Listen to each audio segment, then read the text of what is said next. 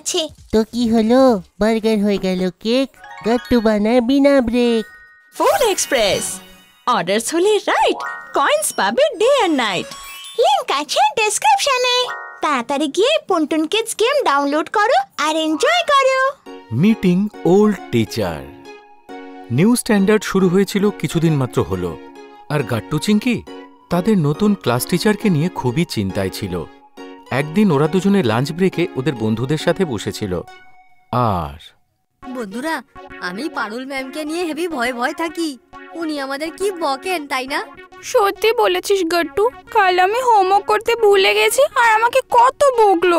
আমার তো আমাদের প্রীতি ম্যামের কথা খুব মনে পড়ে, জানিস? উনি আমাদের কত ভালো করে পড়াতেন আর কখনো বকতেন না।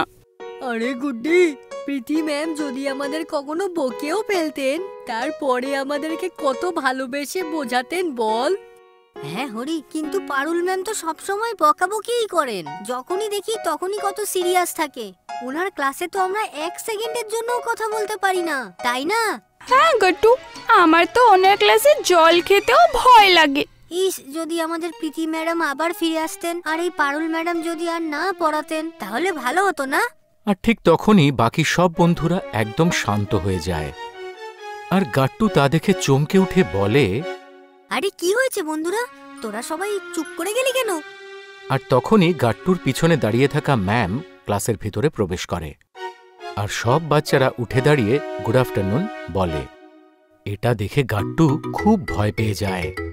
Good afternoon ma'am. সবাই বসে পড়ো। ও নো, এটা কি হলো বন্ধুরা? মনে হয় ম্যাডাম আমাদের সব কথা শুনে নিয়েছেন। এবার কি হবে? আমিও কিচ্ছু বুঝতে পারছি না গাট্টু, আমরা তো ফেঁসে গেলাম। ম্যাম আবার আমাদের বকবেন না তো? কিন্তু গাট্টু চিঙ্কি যেরকম ভেবেছিল সেরকম কিছুই হলো না। ম্যামকে দেখে রেগে আছে মনে হচ্ছিল। তাড়াতাড়ি প্রত্যেকে নিজের বই বের করো, আর গাট্টু তুমি রিডিং পড়া শুরু করো। Okay ma'am. তারপর গাট্টু রিডিং পড়তে থাকে। তারপর একসময় ক্লাস শেষ হয়ে যায়। ম্যাম কারোর সাথে কোনো কথা না বলে ক্লাস থেকে বেরিয়ে যায়। এরপর বেল বেজে ওঠে, তারপর ছুটি হয়ে যায়। এবার কি হবে গাট্টু চিঙ্কি?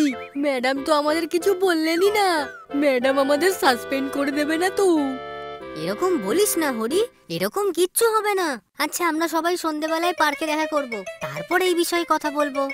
আচ্ছা ঠিক আছে গাট্টু, সন্ধ্যাবেলা দেখা হবে। এরপর বাচ্চারা যার যার নিজের বাড়িতে ফিরে যায়। কিন্তু গাট্টু চিঙ্কি ভেবে ভেবে খুব ভয় পেতে থাকত, আর ওরা খুব অপরাধবোধেও ভুগছিল।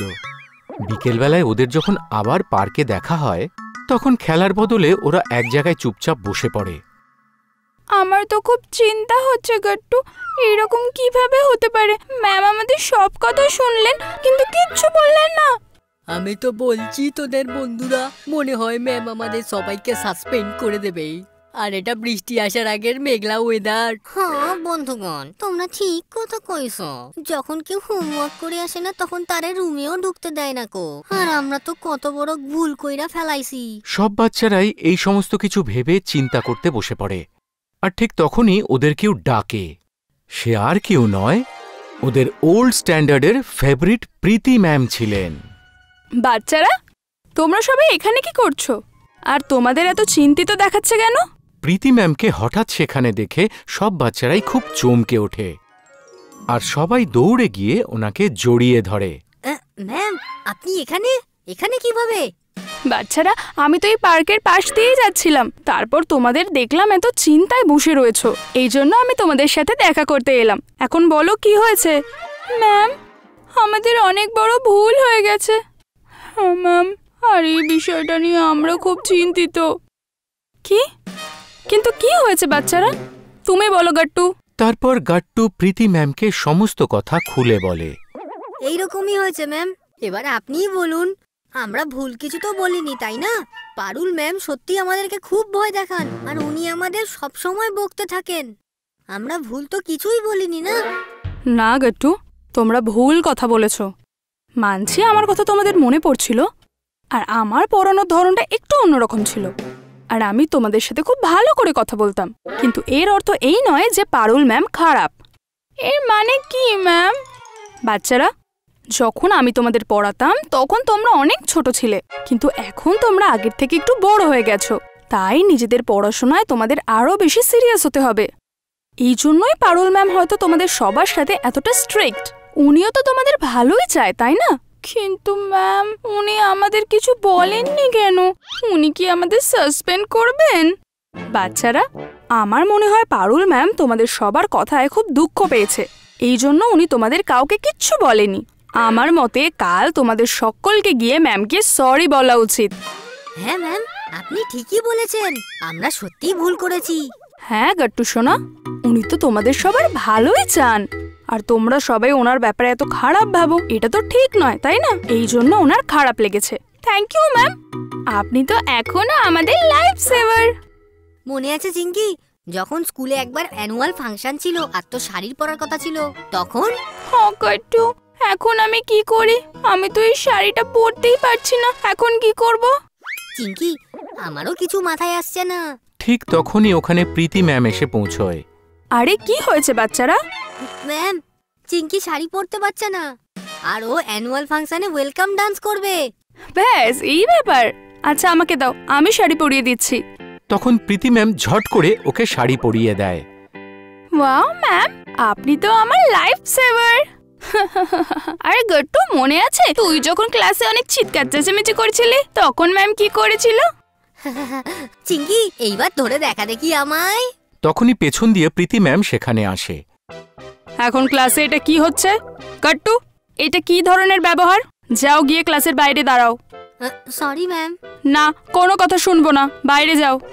তারপর গাট্টু বাইরে গিয়ে দাঁড়িয়ে থাকে আর গোটা পিরিয়ড ধরে বাইরেই থাকে। কিন্তু পরদিন যখন সে আবার ক্লাসে আসে, আজ আমি ক্লাসের মনিটর চেঞ্জ করব। এখন ক্লাসের নতুন মনিটর অন্য কেউ নয়, গট্টু। কি? আমি? কিন্তু কেন ম্যাম? ম্যাম, আপনি কালই তো গট্টুকে বদমাইশি করার জন্য ক্লাস থেকে বাইরে বার করে দিলেন, আর আজ আপনি ওকে মনিটর বানিয়ে দিলেন। হ্যাঁ ম্যাম, এটা তো খুব অদ্ভুত বিষয়। এটা আমার ফাইনাল ডিসিশন, গট্টুই এই ক্লাসের মনিটর হবে। ক্লাসের কেউই ম্যামের এই ডিসিশনকে ঠিক বুঝতে পারল না। কিন্তু দায়িত্ব ঘাড়ে চাপার পরে গাট্টু একদম শান্ত হয়ে যায় আর দায়িত্বপূর্ণ ব্যবহার করতে থাকে। তখন সবাই ম্যামের সিদ্ধান্ত বুঝতে পারে। হ্যাঁ বাচ্চারা, আচ্ছা এখন আমাকে যেতে হবে, আমার দেরি হয়ে যাচ্ছে। কিন্তু মনে রেখো, কাল তোমাদের কি করতে হবে? পারুল ম্যামকে সরি বলতে হবে। ভেরি গুড বাচ্চারা, bye bye. Bye bye ma'am. পরদিন স্কুলে বাচ্চারা লাঞ্চ ব্রেকে স্টাফ রুমে গিয়ে পৌঁছয়, যখন সেখানে সমস্ত টিচাররা লাঞ্চ করছিল। পারুল ম্যাম, আমরা কি ভেতরে আসতে পারি? তোমরা সবাই এখানে? কি হয়েছে? ম্যাম, এটা আপনার জন্য। এটা কি? ম্যাম, এটা সরি কার্ড, আমরা সবাই মিলে বানিয়েছি আপনার জন্য। হ্যাঁ ম্যাম, আমাদের অনেক বড় ভুল হয়ে গেছে, প্লিজ আমাদের ক্ষমা করে দিন। এবার আমরা বুঝে গেছি যে আপনি রেগে যান আমাদের ভালোর জন্য, তাই না? এই কথা শুনে পারুল ম্যাম হেসে ফেলে। বাচ্চারা, যদি তোমরা নিজেদের ভুলটা বুঝতে পারো তাহলে আমি তোমাদের সবাইকে ক্ষমা করে দিচ্ছি। It's okay. আর এই কার্ডটা খুব সুন্দর হয়েছে। যাও গিয়ে এবার নিজেদের লাঞ্চ করো, না হলে লাঞ্চ ব্রেক ওভার হয়ে যাবে। Okay ma'am, thank you so much ma'am. তখন বাচ্চারা খুব খুশি হয়ে ওখান থেকে ফিরে আসে। গাট্টুর মন থেকে সমস্ত অপরাধবোধের বোঝা নেমে যায়। আপনাদের যদি আমাদের ভিডিও ভালো লেগে থাকে তো আমাদের ভিডিওকে লাইক করুন, কমেন্ট করুন আর সাবস্ক্রাইব করুন।